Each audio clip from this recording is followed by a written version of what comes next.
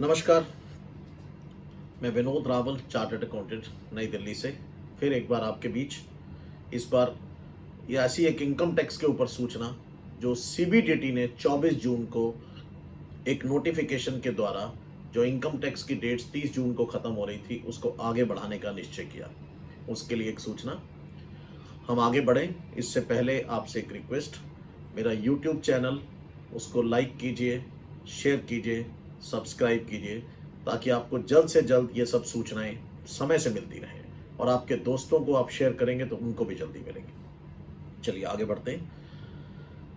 CBDT ने 24 जून 2020 को एक नोटिफिकेशन इशू किया उस ऑर्डिनेंस को फर्दर अमेंड करते हुए जो उन्होंने 31 मार्च 2020 को जारी किया था, जिसके अंदर लॉकडाउन की वजह से जो 20 मार्च 2020 के बाद जो भी जितनी भी डेट्स पड़ रही थी उनको एक्सटेंड करके आगे कर दिया गया था 30 जून तक।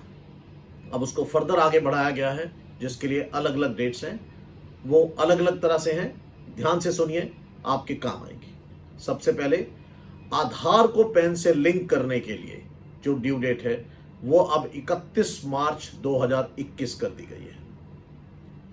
इनकम टैक्स रिटर्न जो 31 मार्च 2019 के साल से रिलेटेड है, फाइनेंशियल ईयर 2018-19, असेसमेंट ईयर 2019-20, वो 30 जून 2020 तक बढ़ाई गई थी।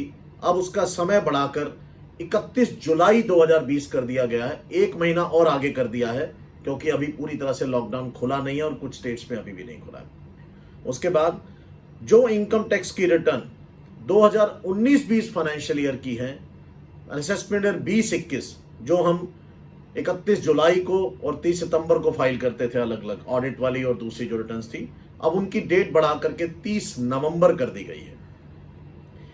लेकिन इसके साथ साथ दोस्तों ध्यान रखिएगा, टैक्स ऑडिट की डेट 30 नवंबर नहीं है, वो 31 अक्टूबर की गई है।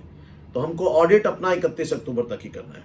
उसके बाद जो इन्वेस्टमेंट्स पिछले साल 2020 की जो हम नहीं कर पाए थे उसको अब करने की ड्यू डेट जो 30 जून को खत्म हो रही थी वो 31 जुलाई तक बढ़ा दी गई है क्योंकि मार्च में ये सेविंग्स हो नहीं पाई थी।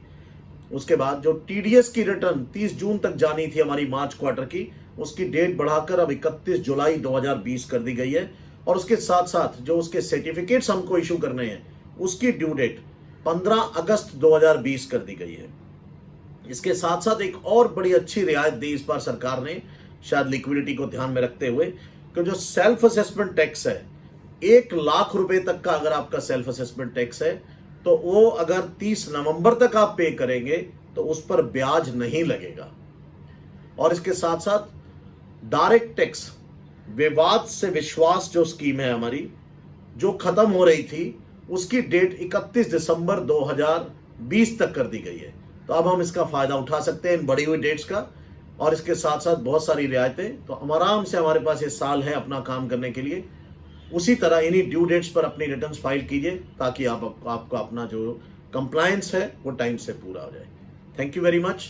एक बार फिर से रिक्वेस्ट, मेरे यूट्यूब चैनल को अगर अभी तक आपने लाइक नहीं किया है तो प्लीज़ कर दीजिए और बेल आइकन को प्रेस कीजिए।